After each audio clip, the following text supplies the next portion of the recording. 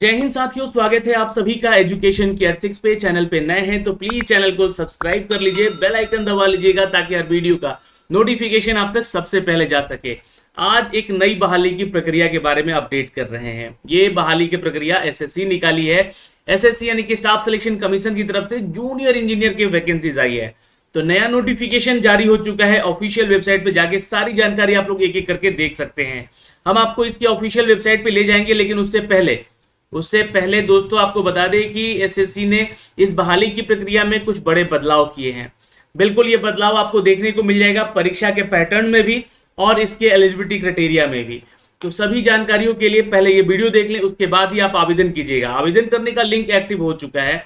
Form को कैसे भरना है वो भी मैं आपको एक वीडियो बना के दोपहर तक दे दूंगा, लेकिन आप सभी छात्रों को ये वीडियो देखकर ही आवेदन करना चाहिए फॉर्म को, तभी आप जो है सही और सटीक जानकारी पाकर आवेदन कर सकते हैं। क्या है परीक्षा का पैटर्न, उम्र सीमा क्या रखी गई है और सिलेबस क्या है इसके फॉर्म को लेकर, यहाँ पे कितने नंबर से क्वेश्चन आपके पूछे जाएंगे, आपका जो है डिसिप्लिन, आपका इंजीनियरिंग का डिसिप्लिन या डिप्लोमा का डिसिप्लिन से उठाकर कितने नंबर के क्वेश्चन जो है आपके एग्जाम में पूछे जाएंगे। तो इन सब की जानकारी के लिए पूरा वीडियो जरूर देखिएगा और एक लाइक जरूर कर दीजिएगा। लाइक कीजिए ना करिए, शेयर कर दीजिएगा और चैनल पे नए हैं तो प्लीज चैनल को सब्सक्राइब कर लीजिएगा।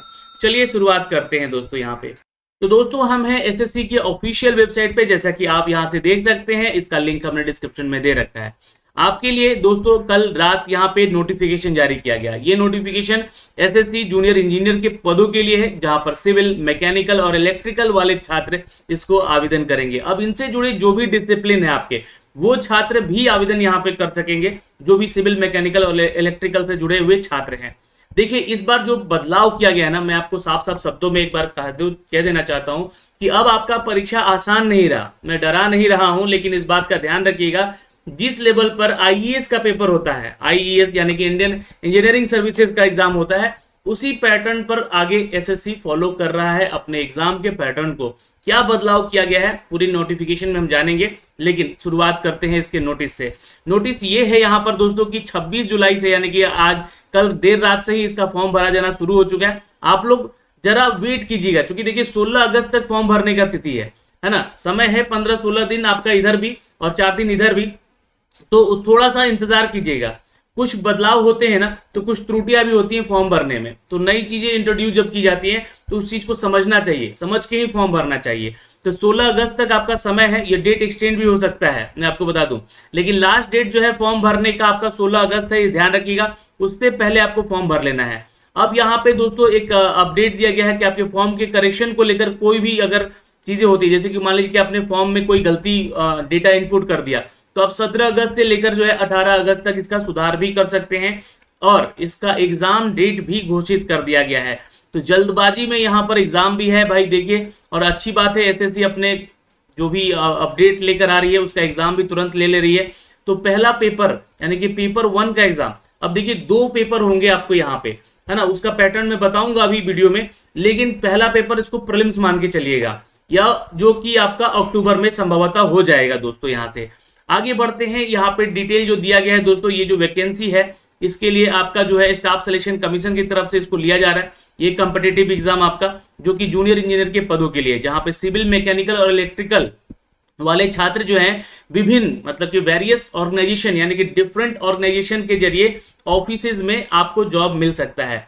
नॉन गजेटेड ये पोस्ट है दोस्तों, ग्रुप बी के तहत ये वैकेंसी निकाली गई है। और नॉन मिनिस्ट्रियल पोस्ट है जो कि यहाँ पे अपडेट किए गए, उनकी सैलरी भी अपडेट की गई है। 35,400 की बेसिक सैलरी होगी, प्लस अलाउंस आपको अलग मिलेगा 7 सीपीसी के तहत। तो ये तो जानकारी मिल गई कि आपको सैलरी कितनी मिलेगी। तो आगे बढ़ते हैं, आगे चलते हैं दोस्तों। ये चूंकि नोटिफिकेशन बहुत बड़ा है, थोड़ा स्पीड बढ़ाते हैं हम लोग। देखिए जो पहला अपडेट है दोस्तों, मैं अगर बात करूं यहाँ पे, देखिए मैं आपको यहाँ पे थोड़ा सा आपको ना आपके एग्जाम पैटर्न से रूबरू करवाता हूँ, फिर वैकेंसीज के बारे में। और एज क्राइटेरिया देखिए अभी जो है ना 30 से 32 साल कर दिया गया है। मतलब कुछ ऐसे पोस्ट हैं जो कि 32 साल तक के छात्र इसको आवेदन कर सकते हैं, और कुछ ऐसे पोस्ट है जिसके लिए आप जो है 32 साल के तो भी आप आवेदन कर सकते हैं।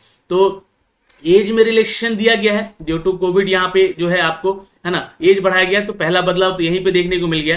टोटल नंबर ऑफ वैकेंसीज देखिएगा यहाँ पर, तो 1347 पदों की टोटल वैकेंसी है दोस्तों।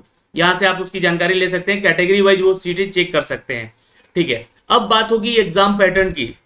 तो जो बदलाव हुए हैं आपके परीक्षा के पैटर्न में हुए होंगे, बिल्कुल। यहाँ पे देखिएगा जो कि आपका एग्जाम देखिए कंप्यूटर बेस्ड तो हो ही रहा था, ये कंप्यूटर बेस्ड ही होगा और इसमें दो पेपर होंगे, पेपर 1 और पेपर 2।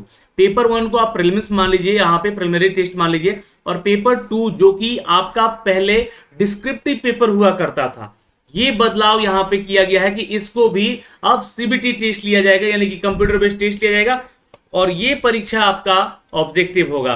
तो सबसे बड़ा बदलाव आपके इस परीक्षा को लेकर एग्जाम पैटर्न में दिखा है। जी हाँ दोस्तों, आपको मैं यहाँ से अपडेट कर रहा हूँ इसका पेपर 1 का जो एग्जाम पैटर्न है। देखिए एग्जाम के पैटर्न में पेपर 1 का कोई चेंजेस नहीं है, लेकिन यहाँ पे ड्यूरेशन बढ़ा दिया गया है, 2 घंटे का समय दिया गया है दोस्तों। और क्या बदलाव है यहाँ पे ये भी आप जानकारी ले लीजिए।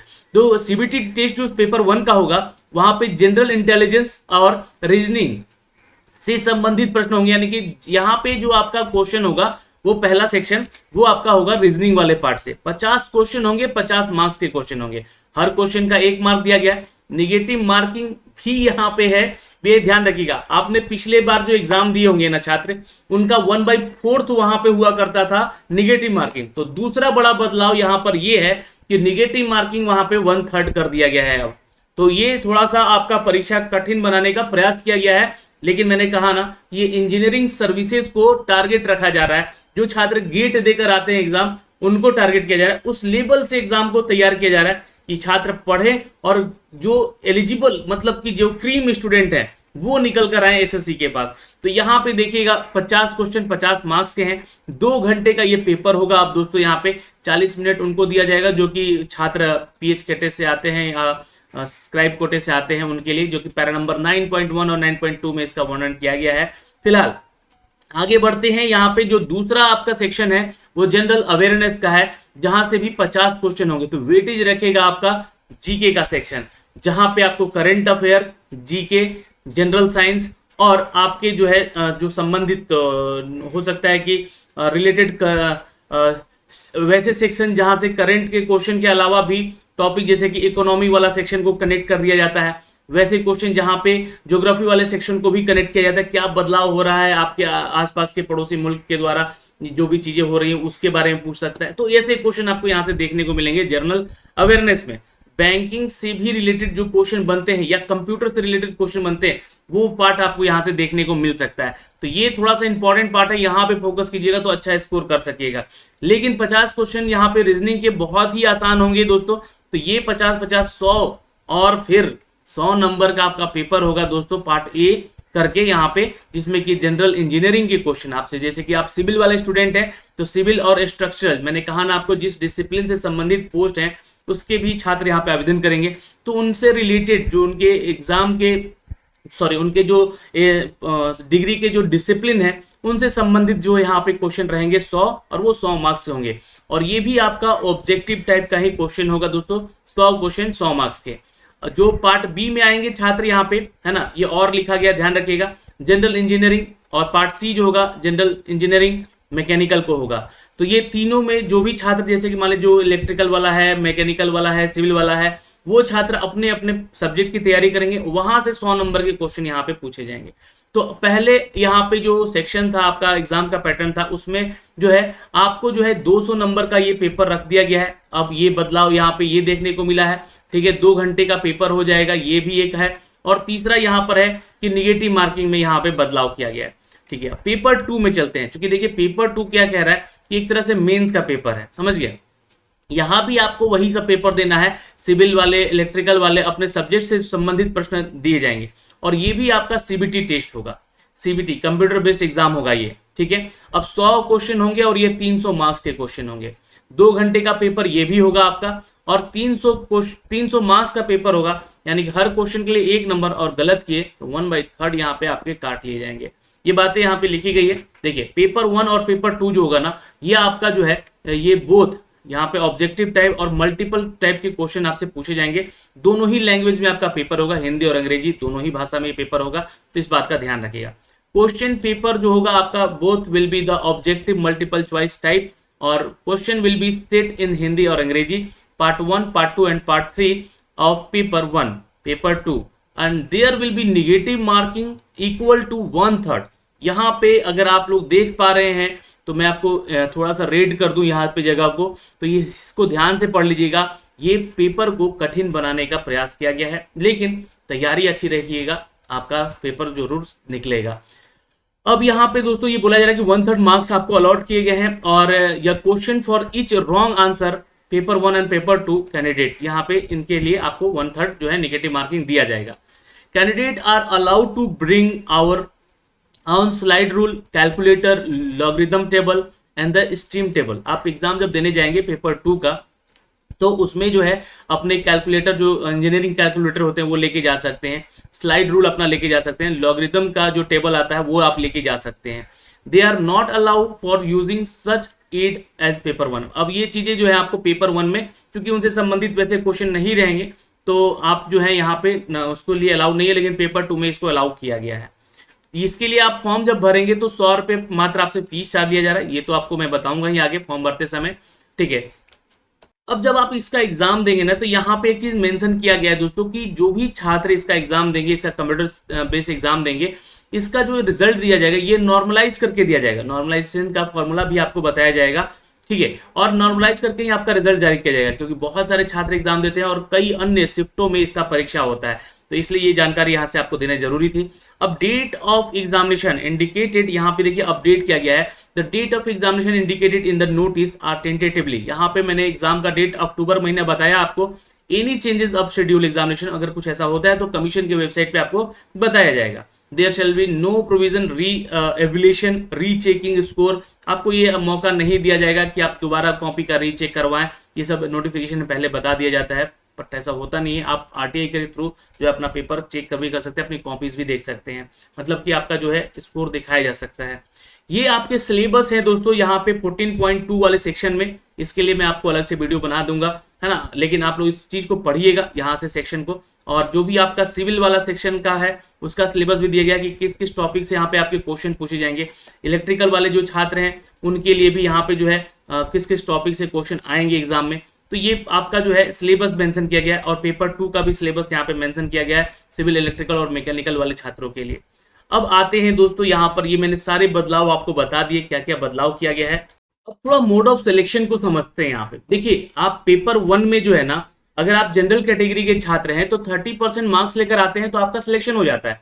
ओबीसी में है तो 25%, और ऑल द कैटेगरीज जितने हैं वहां पे 20%, मतलब कि ये आपका परसेंटेज दिया गया है आपके सिलेक्शन का। लेकिन इस पे आप डिपेंड मत रहिएगा, क्योंकि लाखों छात्र फॉर्म भरते हैं तो आपको कट ऑफ यहाँ पे पार करना पड़ेगा पेपर 1 का।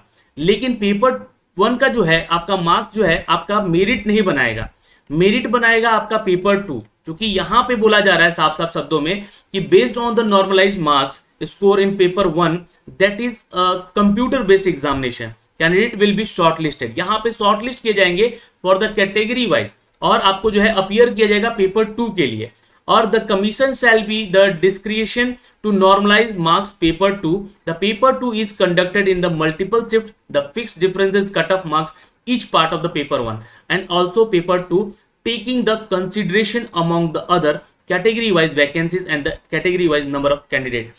यहाँ पे एक तो आरक्षण वाइज और आपका जो है पेपर 2 जो है इंपॉर्टेंट रोल करेगा यहाँ पे, क्योंकि उसका जो है नंबर आपका कैलकुलेट किया जाएगा।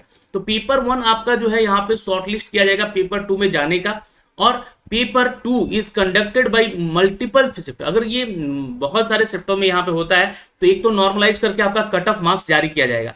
अब कट ऑफ मार्क्स जो जारी होगा ईच पार्ट पेपर 1 और पेपर 2 का, यहाँ पे दोनों का ही कट ऑफ मार्क्स जारी किया जाएगा, है ना। अगर ज्यादा शिफ्टों में हुए एग्जाम तो तब की बात हो रही है, ठीक है। तो यहाँ पे जो है आपका जो मान लीजिए कि बहुत सारे स्टूडेंट का जो है ना पेपर 2 में सेम मार्क्स आ गया, तो यहाँ पे पेपर 1 का भी कंसीडरेशन किया जाएगा, इस बात को यहाँ पे बताया गया। और आरक्षण वाइज जो है आपका कैटेगरी वाइज जो है यहाँ पे जो है रिजल्ट बना के आपको दिया जाएगा, मेरिट लिस्ट में आपको सिलेक्शन के लिए अलॉट किया जाएगा जी, जो भी ऑर्गेनाइजेशन के लिए आप पहले प्रेफरेंस दिए हैं, ठीक है। और प्रेफरेंस वाइज जो है आपको यहाँ पे सिलेक्शन है paper 1, paper 2 and the preference of organisation, ये डिपेंड करेगा। तो अब आपको सिलेक्शन भी अपने उन सभी ऑर्गेनाइजेशन को करना है ध्यान से, जहां पे वैकेंसी ज्यादा है उसको पहले मैंडेटरी कर दीजिएगा, कि वहां से आपको पोस्टों की जो है अपडेट मिल सके, आपका ज्वाइनिंग करवाया जा सके। तो ये सारी जानकारी यहाँ पे लिखी गई है, इसको आप लोग एक बार जरूर रीड आउट कर लीजिएगा।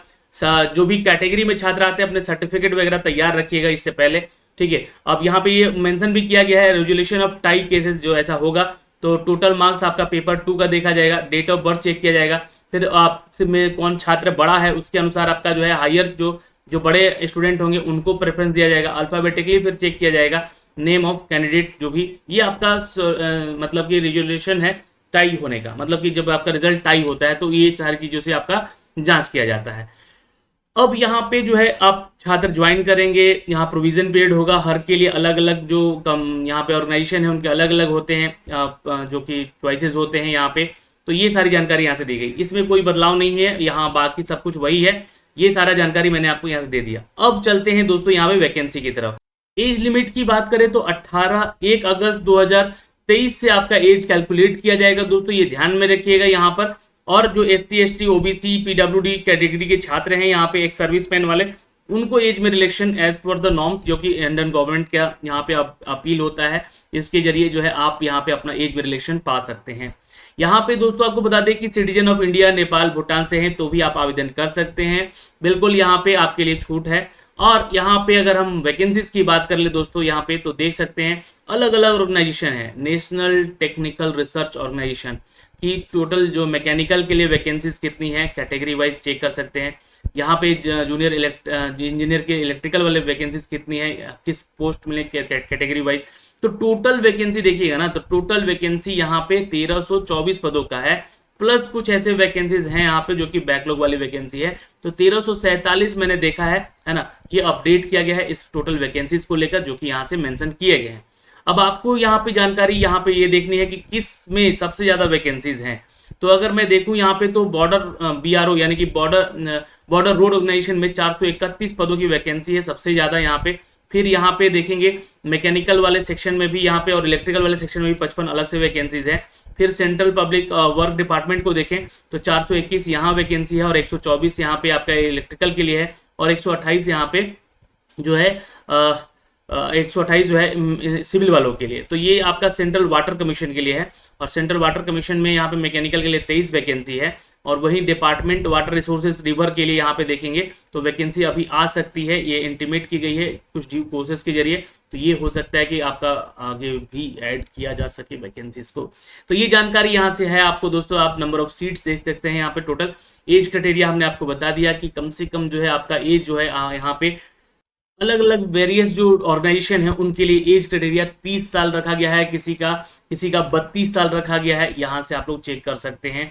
अब यहाँ पे देखिएगा ये सारा डिटेल है, यहाँ पे 30-32 करके दिया गया है ना। जनरली ज्यादातर जो छात्र की यहाँ पे एज क्राइटेरिया वो 30 साल रखी गई है, तो ये ध्यान में रखिएगा। अब यहाँ पे एजुकेशन क्वालिफिकेशन की बात करें हम अगर, तो बॉर्डर ऑर्गेनाइजेशन को लेकर यहाँ पे जूनियर इंजीनियर सिविल में आपका डिग्री है तो आप आवेदन कर सकते हैं, या डिप्लोमा है तो आवेदन कर सकते हैं। 2 साल का वर्क एक्सपीरियंस है यहाँ पे तो आप यहाँ पे आवेदन कीजिएगा साथ में, ठीक है। ये BRO में मांगा गया है। इलेक्ट्रिकल मैकेनिकल के लिए डिग्री वाले छात्र जो कि इलेक्ट्रिकल और मैकेनिकल से है वो आवेदन कर सकते हैं, AICTE अप्रूव होना चाहिए आपका डिग्री। 3 साल का डिप्लोमा है तो भी आप आवेदन कर सकते हैं और 2 साल का एक्सपीरियंस भी यहाँ पे मांगा गया है, एग्जीक्यूशन में, मेंटेनेंस में, इलेक्ट्रिकल प्लानिंग में, ये सारी जानकारी है। अब अगर हम बात करें दोस्तों CWP की, तो यहाँ पे सिविल के लिए आपका डिप्लोमा मांगा गया है, 32 साल एज है। इंजीनियर के लिए भी डिप्लोमा मांगा गया है और यहाँ पे आप 32 साल एज तक आवेदन कर सकते हैं। इलेक्ट्रिकल और मैकेनिकल के लिए यहाँ पे आप आवेदन कर सकते हैं। अगर हम CWC की बात करें यहाँ पे, तो यहाँ पे देखिएगा बैचलर डिग्री मांगा गया है, यानी कि BTech है आप या डिप्लोमा है सिविल में तो भी आप आवेदन कर सकते हैं। 30 साल एज क्राइटेरिया है। जूनियर इंजीनियर में मैकेनिकल के लिए आप BTech हैं या फिर आप बैचलर डिग्री हैं, यहाँ पे इन सभी सेक्शन में डिप्लोमा है आपके पास आपके मैकेनिकल में, then you can go apply for this post. अगर हम बात करें दोस्तों यहाँ पे department of water resources river को लेकर जो अपडेट है, तो 3 साल का डिप्लोमा सिविल में मांगा गया है, एज 30 साल है यहाँ पे। अगर हम बात करें दोस्तों फरक्का बराज में प्रोजेक्ट में, तो डिप्लोमा मांगा गया है यहाँ पे, और मैकेनिकल के लिए जो छात्र हैं वहाँ भी डिप्लोमा मांगा गया है, 30 साल एज क्राइटेरिया इनका है। मिनिस्ट्री ऑफ इंजीनियरिंग सर्विसेज को लेकर हम बात करें, सिविल में डिग्री मांगी गई है या डिप्लोमा भी आवेदन कर सकते हैं, लेकिन 2 साल का वर्क एक्सपीरियंस भी यहाँ पे आपके उस डिसिप्लिन में मांगा गया है। और इलेक्ट्रिकल मैकेनिकल के लिए भी सेम क्राइटेरिया है, आपका BTech है या डिप्लोमा है तो आवेदन कर सकते हैं, या 2 साल का साथ में एक्सपीरियंस भी है आपके इन सभी डिसिप्लिन में, then you can go apply for this post. सातवां यहाँ पे वैकेंसी है दोस्तों मिनिस्ट्री ऑफ पोर्ट शिपिंग में, जो कि लक्षद्वीप और यहाँ पे जो वैकेंसीज निकाली जाती हैं उनको लेकर डिप्लोमा है यहाँ पे मांगा गया है दोस्तों, मैकेनिकल में, सिविल में, तो आप आवेदन कर सकते हैं। 30 साल एज क्राइटेरिया है। और नेशनल टेक्निकल रिसर्चेस की बात करें तो जूनियर इंजीनियर की पोस्ट यहाँ पे डिप्लोमा मांगा गया है तीनों सेक्शन में, ठीक है, और 30 साल आपका एज क्राइटेरिया है। तो ये आपके नंबर ऑफ पोस्ट बता दिया हमने, नंबर ऑफ एज क्राइटेरिया बता दिया और नंबर ऑफ वैकेंसीज बता दी यहाँ पे, और आपका जो है एजुकेशन क्वालिफिकेशन बता दिया और आपका एग्जाम पैटर्न बता दिया। जो बदलाव हुए हैं उन सभी चीजों को हमने यहाँ पे डिस्कस कर लिया है आपके साथ। तो अगर आपका कोई भी डाउट रह जाता है अभी तो प्लीज कमेंट सेक्शन में कमेंट कीजिएगा। जय हिंद।